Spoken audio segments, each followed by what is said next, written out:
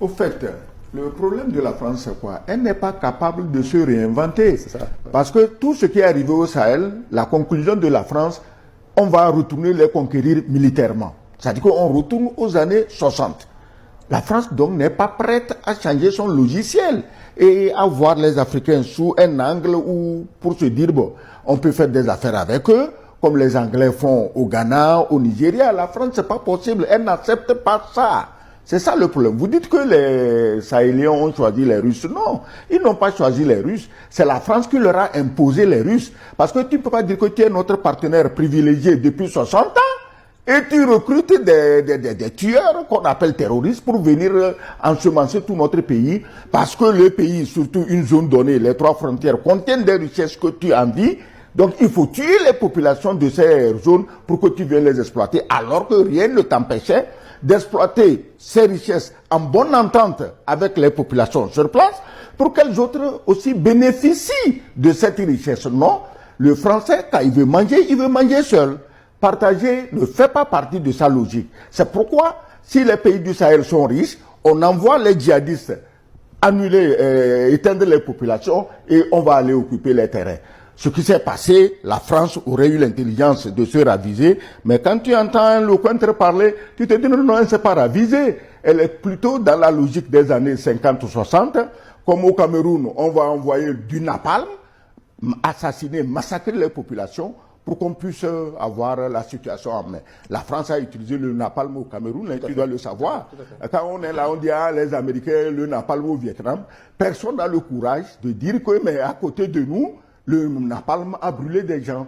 Vous voyez. Donc, la France ne peut pas se réinventer. Le jour où la France se réinventera, le jour où il y aura peut-être un dirigeant autre, parce que là-bas, c'est la continuité de l'État, hein, le changement du président, ça ne change rien.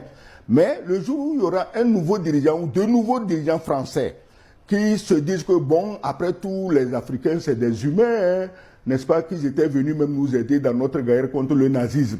Bon, on va tenir compte de ça et chercher une autre plateforme sur laquelle on va travailler avec eux. Mais les Français seront les bienvenus partout en Afrique noire. Mais on le dit, on répète, c'est leur langue que nous utilisons. Tu sais combien de temps il faudra pour que le russe, le chinois, le turc, l'iranien s'imposent dans nos pays comme le français?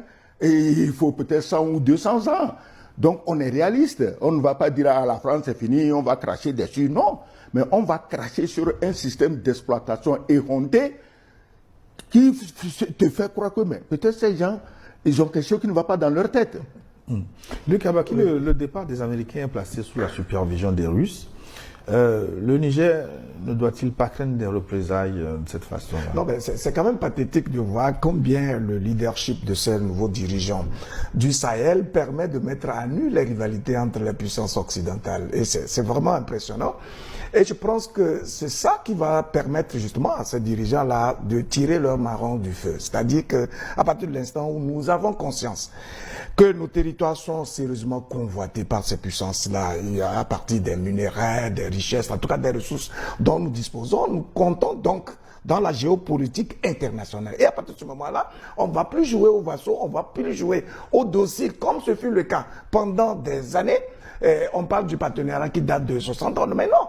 Le rapport avec l'Occident date des razzias négrières, de la colonisation, et donc pendant des siècles, l'Afrique n'a vraiment pas existé en termes de capacité à faire émerger ses idées personnelles, et donc on a vécu pratiquement par procuration. Et donc aujourd'hui, dès l'instant où on voit que il y a des leaders en Afrique qui commencent à mouvoir et à faire preuve de vision et à s'intéresser donc au meilleur devenir de leur pays, et cela provoque justement un déclic nouveau permettant de mettre à nu les rivalités, la convoitise de ces puissances occidentales sur nos territoires. C'est l'occasion ou jamais pour nos dirigeants justement de tirer les marrons du feu à partir des choix lucides.